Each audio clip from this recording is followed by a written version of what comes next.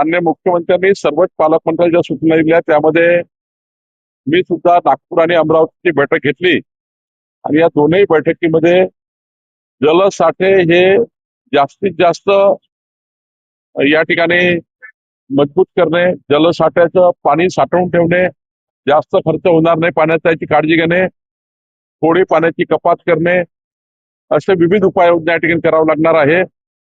थेंब न थेंब पाणी त्या ठिकाणी वाहून जाण्यापेक्षा ते पाणी थांबवणे आणि जिरवणे याकडे लक्ष आहे. त्यामुळं शेतकरी आणि गावातील सर्व जनतेला माझी विनंती आहे, शहरातील जनतेला विनंती आहे की या ठिकाणी पाणी यावर्षी वाचून वापरायचं आहे. खूप या ठिकाणी काटकसर करावी लागणार आहे.